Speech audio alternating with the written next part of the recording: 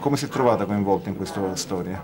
I had small children at the time. I had made 2 very small films and then 4 small children, and I was very much in mommy mode, and I had a few projects, but nothing that I wanted to miss dinner for and miss my children for. And then a producer named Tracy Becker handed me a 2-page, treatment, a summary, and said, "This is you have to make this." And I needed 1 sentence. The invention of the vibrator in Victorian England, and I was like, done.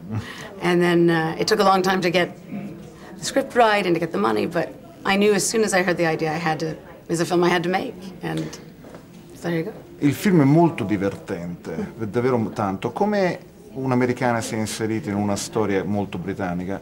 It's a very good question. I was always a fan of British cinema from even before film school. I think I was the only person who paid to see Howard's End 6 times in the movie theater.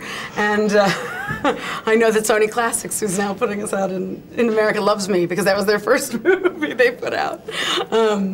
I love British cinema. I loved British comedy, Monty Python, that kind of thing. And so as soon as the idea was presented, I could hear it in my head. But it was very important to me that it be a British film, that I happened to be an American directing. It was not a film where we're going to go make a movie in England, I think it's because that's where the humor is, and that's where it happened. And for me, it was just important, but it was an odd thing. People kept going, "What are you doing here?" And I just said, "I don't know, I'm supposed to tell this story, and this is the way I need to tell it." In più lei è una donna che racconta gli uomini in maniera molto simpatica, come un po' pasticcione. Quanto la divertiva rappresentare così gli uomini? 0. No, I wasn't interested in us against them. Yeah. I have a son, I love him. I don't want to fight with him. He doesn't fight with me too much. My daughter, on the other hand, does.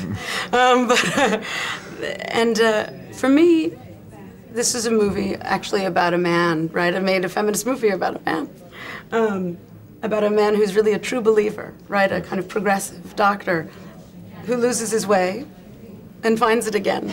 And it's really, they become partners, him and the women, and I think he's a very good doctor at heart. And he, has to be honest with himself that what's happening here is not a disease. So I did not want to take revenge, and I really enjoyed it because I think that I watched very smart men, minds open up, which I think is fascinating. La sua è una commedia romantica con un cuore e con un messaggio. Quanto è stata importante la parte, legata alla scuola, all'asilo, all'impegno di questa donna socialista? I think it was always important that the characters were true to the story, right? And this Maggie's character was based on some real women as well. There's a place in Britain called Toynbee House. There's a place in America called Hull House, and these were strong women, as you said, suffragettes, often socialists, people who really had a desire to improve the world around them. And I think that was what she has in common with the doctor's character, with Hugh's character, that they're trying to make the world a better place, and they're progressives. And so for me, it's all in how to tell that story.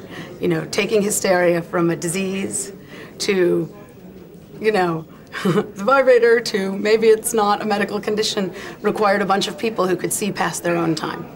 And that's what was important.